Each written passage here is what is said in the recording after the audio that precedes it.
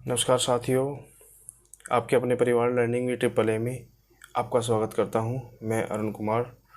एक महत्वपूर्ण जानकारी आरआरबी, आरपीएफ कांस्टेबल और एसआई के फॉर्म से संबंधित महत्वपूर्ण सूचनाओं के साथ और आपके सभी प्रश्नों के साथ फॉर्म भरने की तारीख, फीस, वैकेंसी, योग्यता, सिलेबस और एग्ज़ाम पैटर्न, सभी समस्याओं का, सभी क्वेरीज़ का समाधान लेकर मैं आपके सामने आया हूं।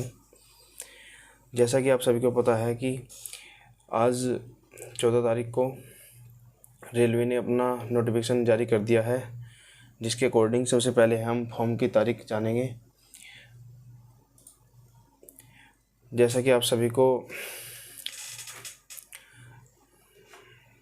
पता है कि 15/4/2024 से आरपीएफ रेलवे प्रोटेक्शन फोर्स के कांस्टेबल और दरोगा के फॉर्म स्टार्ट हो जाएंगे, जिसकी तारीख है 15/4/2024 से स्टार्ट होना है।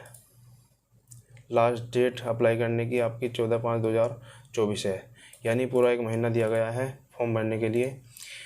और महत्वपूर्ण जानकारी दोस्तों यही है कि मैं फिर बार बार इस सूचना को हाईलाइट करता हूं कि पेमेंट की तारीख भी सेम डे होती है। फ़िलहाल कभी कभी फार्मों में तारीख पेमेंट की 1-2 दिन के लिए आगे दे देते हैं, लेकिन इन फार्मों में अभी ऐसा नहीं है। जो लास्ट डेट आपके फॉर्म भरने की है या रजिस्ट्रेशन करने की है या फॉर्म को सबमिट करने की है, वही पेमेंट करने की भी है। जैसा कि आप सभी को दिख रहा है कि करेक्शन डेट भी 15 से 24 में ही रहेगी।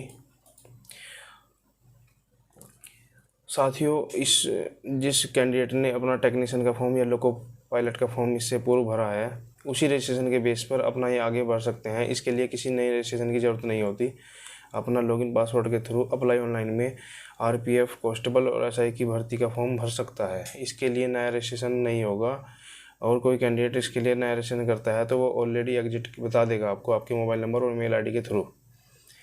साथियों, अब आगे इसमें हम आपको फीस के बारे में जानकारी देते हैं। जनरल के लिए दोस्तों आरपीएफ रेलवे प्रोटेक्शन फोर्स के कांस्टेबल और एसआई की फ़ीस जनरल, ओबीसी, ईडब्ल्यूएस के लिए 500 रुपये फ़ीस है। एससी और सभी फीमेल कैंडिडेट के लिए 250 रुपये पर फॉर्म फीस है। और साथियों, करेक्शन के लिए भी चार्ज 250 रुपये होता है। इसलिए आप सभी अपना फॉर्म ध्यानपूर्वक अच्छे से चेक करके तसल्लीपूर्वक भरें। इसमें कोई भी जल्दी मत करें। अपना नाम, father name, mother name, date of birth और ख़ास तौर से अपना जोन भरते समय आप अपने फॉर्म में कभी भी कोई गलती मत करें, क्योंकि आपकी फ़ीस डबल लग सकती है। करेक्शन चार्ज 250 रुपये है, जो कि नॉन रिफंडेबल होता है। और जैसे कि आप सभी को पता है दोस्तों, रेलवे अपना पहला पेपर कराने के बाद या अपना सीबीटी कराने के बाद इस फीस में से सभी फीस वापसी कर देता है।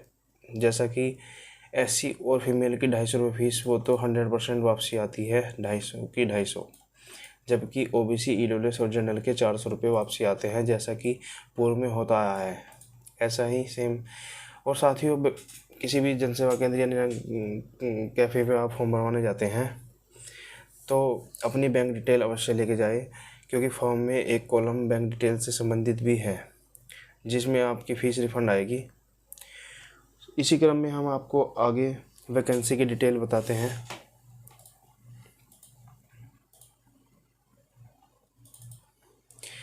जैसा कि आप सभी को दिख रहा है दोस्तों कि इसमें 4660 टोटल पद हैं, जिसमें कांस्टेबल के ज़्यादा पद हैं 4208, और दरोगा के जो एसआई आपके सब इंस्पेक्टर के पद हैं आपके, वो बहुत ही कम पद हैं 452।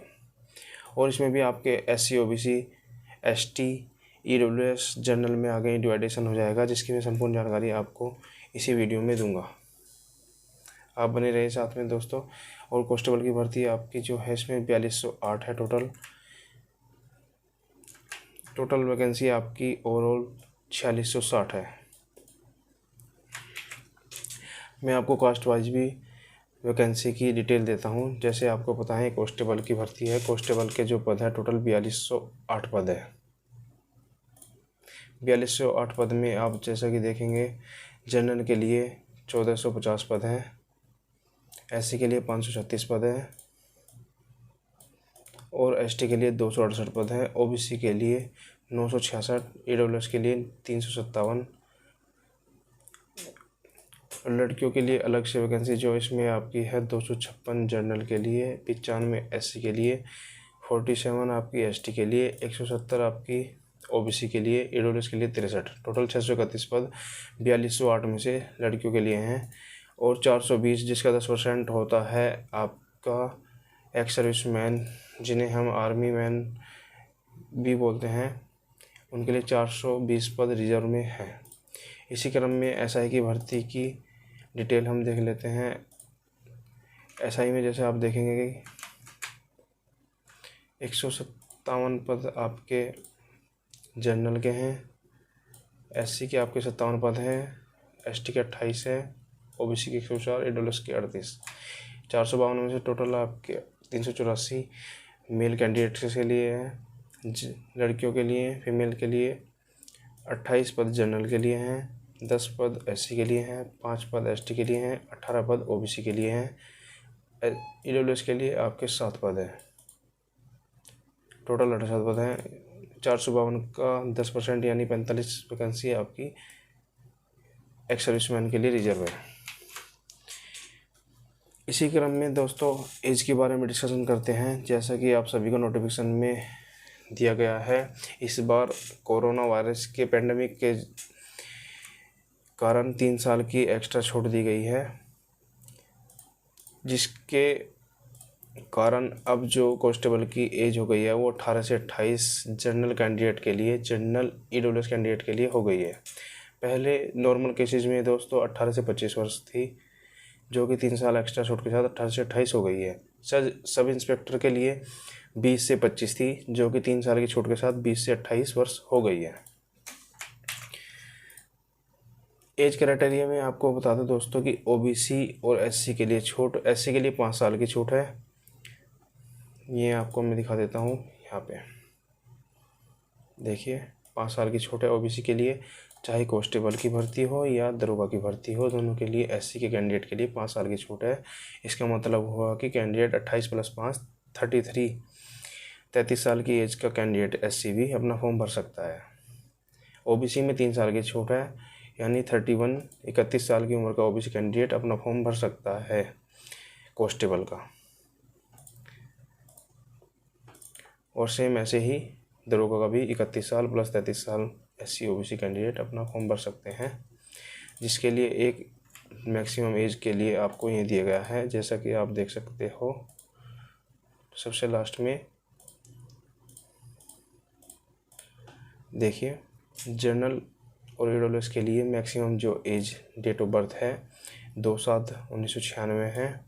नोटिफिकेशन के अकॉर्डिंग आपकी जो डेट काउंट होगी 1 जुलाई 2024 को काउंट होगी, यानी कांस्टेबल के पद के लिए आपको 1 जुलाई 2024 को 18 वर्ष का हो जाना होगा, और सब इंस्पेक्टर के पद के लिए आपको 1 जुलाई 2024 को 20 साल का मिनिमम हो जाना होगा। OBC के लिए छूट के साथ जो maximum date of birth count होगी 2/7/1993 होगी, SC और ST के लिए 2/7/91, और मिनिमम जो डेट है आपकी कांस्टेबल के लिए 1/7/2006 होगी। इसी क्रम में हम अब आगे योग्यता देखते हैं। दोस्तों कांस्टेबल के पद के लिए 10वीं पास मिनिमम कोर्स योग्यता है, क्वालिफिकेशन की रिक्वायरमेंट है।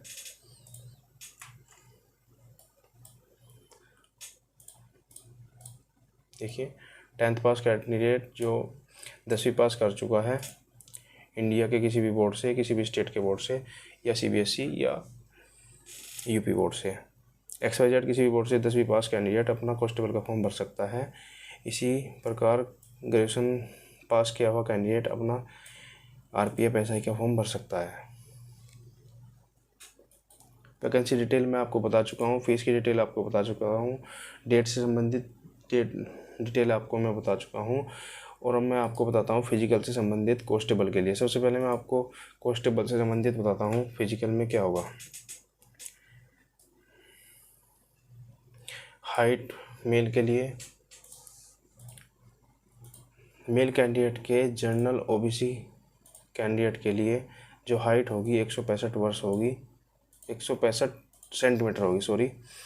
SC के लिए 160 सेंटीमीटर होगी और फीमेल के लिए जनरल OBC में 157 और SC ST के लिए 152 सेंटीमीटर।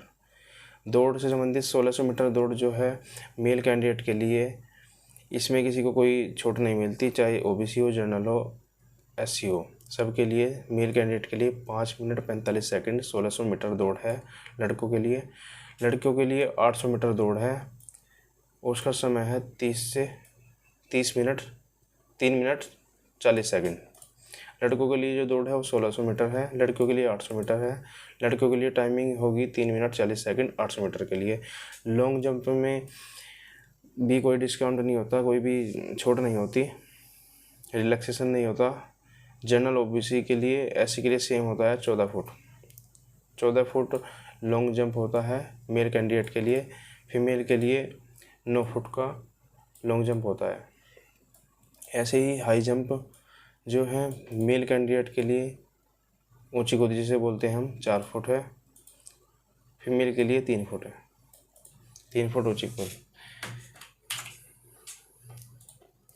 सिलेबस से संबंधित महत्वपूर्ण जानकारी मैं आपको अब दे देता हूँ। सिलेबस और एग्ज़ाम पैटर्न। सिलेबस देखिए दोस्तों, अगर हम कांस्टेबल की बात करते हैं तो कांस्टेबल में सिलेबस 10th बेस पे आता है। पैटर्न एग्ज़ाम का दोनों के लिए सेम होता है, चाहे वो दरोगा की भर्ती हो या कांस्टेबल का एग्ज़ाम हो, दोनों के लिए पैटर्न एक ही होगा, सिर्फ लेवल में फ़र्क होगा। कांस्टेबल का आपका 10th बेस पे आएगा, जैसा कि आपके नोटिफिकेशन में दिया गया है। मैं आप सबको दिखा देता हूँ। देखिए, कांस्टेबल के लिए मैट्रिक लेवल का एग्ज़ाम होगा। पैटर्न दोनों पेपर के लिए सेम ही होगा, सिर्फ लेवल अलग अलग होगा। 10th बेस के पेपर के लिए 10th। एग्ज़ाम पैटर्न 120 क्वेश्चन होंगे, 1 मार्क का 1 क्वेश्चन है। नेगेटिव मार्किंग आपकी 1/3 की है। टोटल टाइम 90 आपको मिलेगा, 1.5 घंटा यानी 90 मिनट। क्वेश्चन का डिवाइडेशन 120 क्वेश्चंस का डिवाइडेशन ऐसे होगा कि अर्थमेटिक के आपके पास 35 क्वेश्चन आएंगे, जिसका सिलेबस आपको नोटिफिकेशन में प्रॉपर दिया हुआ है, जैसे कि question of number system, whole numbers, decimal, fraction, अनुपात, अनुपात, रिलेशन बिटवीन नंबर्स, अर्थमेटिक, सब ये अर्थमेटिक अंकगणित जिसे हम बोलते हैं। 35 क्वेश्चन आएंगे 35 नंबर के। जनरल इंटेलिजेंस एंड रीजनिंग जिसे हम रीजनिंग बोलते हैं, इसके 35 क्वेश्चन आएंगे 35 नंबर के। 35 35 70 हो गए। 50 नंबर की आपकी GA जनरल अवेयरनेस यानी GK GS आएगी। टोटल 120 क्वेश्चन आएंगे। 1 नंबर का 1 मार्क्स, 1 मार्क्स का 1 क्वेश्चन। नेगेटिव मार्किंग आपकी 1/3 होती है और टाइम आपका 1.5 घंटे हो गए। SI के पेपर के लिए भी सेम पैटर्न है, सिर्फ सिलेबस में अंतर आ जाता है। इसमें सिलेबस आपको ग्रेजुएशन लेवल का मिलेगा, जैसा कि आपके नोटिफिकेशन में दिया गया है। एग्ज़ाम पैटर्न आप देख सकते हैं, सेम रहेगा। 120 क्वेश्चंस, 90 मिनट, 1 मार्क 1 क्वेश्चन का और नेगेटिव 1/3। सेम 35 क्वेश्चन अर्थमेटिक के, आपके रीजनिंग के 35 क्वेश्चन, 50 क्वेश्चन आपके GK GS के। दोस्तों, एक महत्वपूर्ण बात जो कि आपको बहुत कम लोग बताते हैं, कास्ट सर्टिफिकेट से संबंधित। कास्ट सर्टिफिकेट की बात करते हुए मैं सबसे पहले आपको SC कैंडिडेट के कास्ट सर्टिफिकेट के बारे में बताता हूँ। दोस्तों, कास्ट सर्टिफिकेट मोस्टली आपका डॉक्यूमेंट वेरिफिकेशन के समय मांगा जाता है, लेकिन आजकल के हाई कंपटीशन में हम किसी भी कमी को नहीं छोड़ सकते, किसी भी कमी के चलते अपने फार्म को रिजेक्ट नहीं कराना चाहते। तो इसके लिए आप सभी को ये ध्यान रखना होगा कि आपके नोटिफिकेशन में आपके पेज नंबर 16 पर SC कैंडिडेट के लिए एक परफॉर्मा दिया हुआ है, कास्ट सर्टिफिकेट का परफॉर्मा। तो जैसा कि आप सभी को पता है कि आपके पास पूरा 1 महीना है फॉर्म भरने का, तो इस बीच में आप कोई भी आलकस ना करते हुए, कोई भी डिले ना करते हुए अपना कास्ट सर्टिफिकेट इस फॉर्मेट वाला ही बनवाइए। जिसके पास ऑलरेडी है, जिसने अपना टेक्नीशियन का फॉर्म भरा है या ALP का फॉर्म भरा है, उसमें भी अपना कास्ट सर्टिफिकेट लगाया है, तो उसमें अगर आपने उसमें सेम पैटर्न का कास्ट सर्टिफिकेट लगाया है सॉरी दोस्तों, तो वो कास्ट सर्टिफिकेट आपका इस फॉर्म में भी चल जाएगा। और जिस स्टूडेंट ने अब तक अपना ये कास्ट सर्टिफिकेट नहीं बनाया है, जिसे जनरल भाषा में सेंटर सर्टिफिकेट बोलते हैं, सेंटर वाला कास्ट सर्टिफिकेट, तो अपना कास्ट सर्टिफिकेट अवश्य बनवा ले, तभी अपना फॉर्म आगे भरें। इसी प्रकार ओबीसी कैंडिडेट के लिए भी कास्ट सर्टिफिकेट का एक परफॉर्मा दिया हुआ है, जो आपके नोटिफिकेशन में पेज नंबर 17 पर है, आप देख सकते हो। ओबीसी कैंडिडेट के कास्ट सर्टिफिकेट की पहचान ये होती है, उसमें लिखा होता है कि applying for appointment to post under the government of India, उसमें ये धाराएँ मेंशन होगी इस फॉर्मेट में जब आप अपना देखेंगे। और पूरा कास्ट सर्टिफिकेट इंग्लिश में ही होता है। ओबीसी कैंडिडेट को ये खास बात ध्यान रखनी है कि उसका कास्ट सर्टिफिकेट इंग्लिश फॉर्मेट में ही होगा, अगर वो सेंट्रल गवर्नमेंट में बना हुआ है, सेंट्रल गवर्नमेंट के लिए बना हुआ है। दोस्तों, अपने फॉर्म में कभी भी गलती मत करिए, कास्ट सर्टिफिकेट संबंधी डिले मत करिए कि डॉक्यूमेंट वेरिफिकेशन पे ही ज़रूरत पड़ेगी तो तभी आप बनवाएंगे। सबसे पहले लिखा होता है डॉक्यूमेंट नोटिफिकेशन में, स्पष्ट शब्दों में लिखा होता है कि आपका कास्ट सर्टिफिकेट नोटिफिकेशन की अंतिम तिथि अर्थात फॉर्म भरने की अंतिम तिथि से पहले बना होना चाहिए। डॉक्यूमेंट वेरिफिकेशन में इस बातों का थोड़ा सा कम ध्यान दिया जाता है अब से पहले, लेकिन हम ऐसी उम्मीद नहीं करते कि आगे भी ऐसा ही वे अनदेखी करेंगे। हमारे पास प्रॉपर समय है, 1 महीने का प्रॉपर समय मिलने के बाद भी अगर हम अपना कोई डॉक्यूमेंट नहीं बनवा पा रहे हैं तो इसमें हमारा ही फॉल्ट है। और दोस्तों, एक ऐसे ही ईडब्ल्यूएस होता है। ईडब्ल्यूएस के जिस कैंडिडेट ने अब तक ईडब्ल्यूएस नहीं बनवाया है, अपना इसमें से प्रिंट करा के इंग्लिश फॉर्मेट में ही बनाएं, क्योंकि हिंदी में कुछ मिस प्रिंटिंग होती है। तो एक स्पष्ट अपना परफॉर्मा ले जाकर, जो कि आपके नोटिफिकेशन में दिया है 19वें पेज पर, आप इस प्रिंट कराकर इस पर ही अपना ईडब्ल्यूएस बनवाए। और एक दोस्तों, ईबीएस होता है, इकोनॉमिकली बैकवर्ड क्लास के लिए। इसका संबंध दोस्तों फीस रिलैक्सेशन से होता है, ना कि किसी जॉब में कोटे से संबंधित है या कोई अनदर रिलैक्सेशन से संबंधित नहीं होता। सिर्फ मात्र फीस में डिस्काउंट मिल जाता है दोस्तों। जनरल, ओबीसी और ईडब्ल्यूएस वाले कैंडिडेट के लिए ये होता है economical backward class, EBC candidates बोलते हैं जिन्हें, जिनकी सालाना इनकम 50,000 से कम होती है।